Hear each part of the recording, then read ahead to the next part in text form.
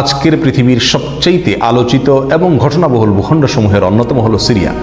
একজন মুসলমানের কাছে মক্কা এবং মদিনার পরে তৃতীয় সবচেয়ে গুরুত্বপূর্ণ এবং পবিত্রতম ভূখণ্ড হলো সিরিয়া। কারণ রাসূল করিম সাল্লাল্লাহু আলাইহি ওয়াসাল্লামের বহু তাৎপর্যপূর্ণ ভবিষ্যৎবাণী রয়েছে সিরিয়াকে কেন্দ্র করে। আজকের সিরিয়ার প্রাচীন এবং ঐতিহাসিক নাম ছিল শাম।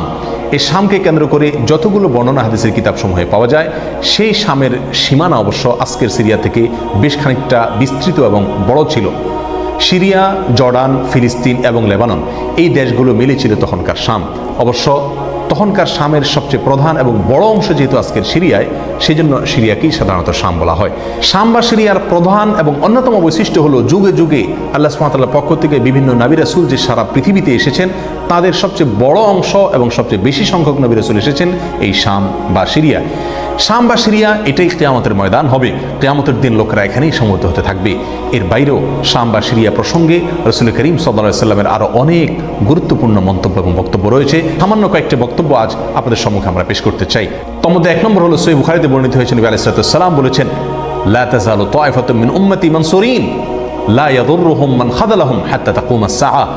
অর্থাৎ আমার উম্মতের মধ্যে একটা বিশেষ শ্রেণী, বিশেষ কিছু লোক থাকবে, একটা দল থাকবে যারা সত্যের পক্ষে লড়াই করতে থাকবে, আল্লাহর সাহায্য তাদের সঙ্গে থাকবে এবং তারা এই সত্যের পক্ষের লড়াইকে অব্যাহত রাখবে কিয়ামত কায়েম হওয়া পর্যন্ত। তাদেরকে যারা পর্যদস্ত করতে চায়, অপমান করতে চায়, ক্ষতি করতে চায়, তাদের কেউই তাদের কোনো ক্ষতি করতে পারবে না।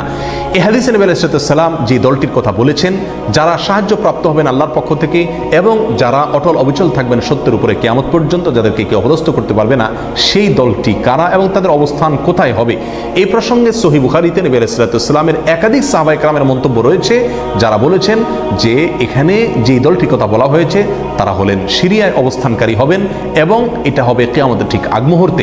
তাবরানীর এক বর্ণনা নবী আলাইহিস সালাম নিজেও বলেছেন আল্লাহ সাহায্যপ্রাপ্ত সেই দলটি থাকবে সিরিয়ায় বা শামে। সিরিয়া প্রসঙ্গে দ্বিতীয় হাদিসটি বর্ণিত হয়েছে সহিহ বুখারীতে। বিখ্যাত সাহাবী আব্দুল্লাহ ইবনে ওমর রাদিয়াল্লাহু তাআলা আনহু বলেছেন, রাসূল করিম সাল্লাল্লাহু আলাইহি ওয়াসাল্লাম ইরশাদ করেছেন, আল্লাহুম্মা বারিক লানা ফি শামিনা ওয়া ফি ইয়ামানিনা। অর্থাৎ আল্লাহ আমাদের সিরিয়ায়, আমাদের ইয়ামানে আপনি বরকত দান করুন। এই কথা বলার পরে উপস্থিত লোকেরা বলল, ইয়া রাসূলুল্লাহ ওয়া ফি নাজদিনা, আমাদের নজদেও আল্লাহ বরকত দান করুন, সেই দোয়া করুন আপনি। নবী আলাইহিস সালাম তাদের কথায় কর্ণপাত না করে আবারও বললেন, আল্লাহুম্মা বারিক লানা ফি শামিনা ওয়া ফি ইয়ামানিনা। লোকেরা আবারও বললেন, ওয়া ফি নাজদিনা, আমাদের নজদেও। নবী আলাইহিস সালাম তখনও একই কথার পুনরাবৃত্তি করলেন এবং পরিশেষে বললেন, নাজদ সেই জায়গায় তো ফিতনা ফাসাদ হবে, সেখানে তো হত্যা মারামারি খুনাখুনি হবে, সেখানে তো ভূমিকম্প দেখা দিবে এবং সেখান থেকে তো শয়তানের শিং উত্থিত হবে, সেখান থেকে তো শয়তানের শিংয়ের আবির্ভাব ঘটবে, বের হবে। এখানে নাজদ বলতে কোন এলাকাকে বোঝানো হয়েছে, এই প্রসঙ্গে মুহাদ্দিসিনে কেরামের বেশিরভাগের মন্তব্য হলো নাজদ বলতে ইরাককে বোঝানো হয়েছে। নাজদ বলা হয় উঁচু অঞ্চলকে, আরবের বিভিন্ন অঞ্চলকে নাজদ বলা হয়।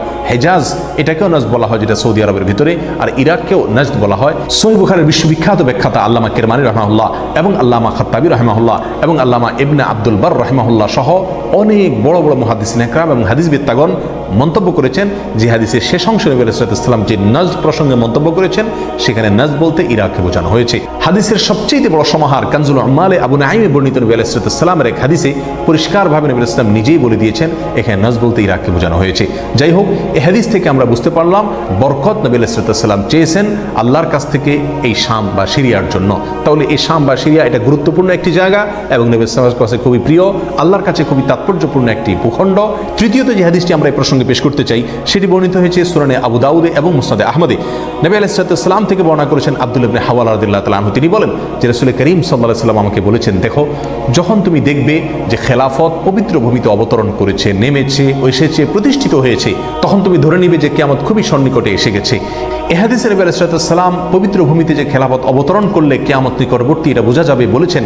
এখানে পবিত্র ভূমি বলতে তিনি কি বুঝিয়েছেন, এই ব্যাখ্যা প্রসঙ্গে প্রায় সকল মুহাদ্দিসিনে কেরামের অভিমত হলো নবী আলাইহিস সালাম এখানে সিরিয়াকে বুঝিয়েছেন।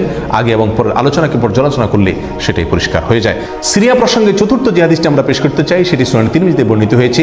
সেই হাদিস থেকে বোঝা যায় নবী আলাইহিস সালাম সিরিয়াকে গোটা মুসলিম বিশ্বের জন্য হৃৎপিণ্ড হিসেবে অভিহিত করেছেন, মন্তব্য করেছেন। তিনি বলেছেন, সিরিয়ার লোকেরা যখন খারাপ হয়ে যাবে, মন্দ এবং খারাপ দিক যখন সিরিয়ার লোকদেরকে গ্রাস করবে, ছেয়ে যাবে, তখন তোমরা ধরে নিবে পৃথিবীর কোনো জায়গায় আর কোনো ভূখণ্ডে মুসলমানদের মধ্যে আর কোনো কল্যাণ অবশিষ্ট নেই। অর্থাৎ হৃৎপিণ্ডের মতো সিরিয়ার মানুষের মধ্যে যখন পছন্দ ধরবে, তখন তখন গোটা দেহে, গোটা মুসলিম বিশ্বের মধ্যেই পচন তার আগেই ধরে গেছে, এটা পরিষ্কারভাবে বোঝা যাবে। এ হাদিস থেকেও সিরিয়া অত্যন্ত গুরুত্বপূর্ণ ভূখণ্ড, সেটা পরিষ্কারভাবে আমরা বুঝতে পারি।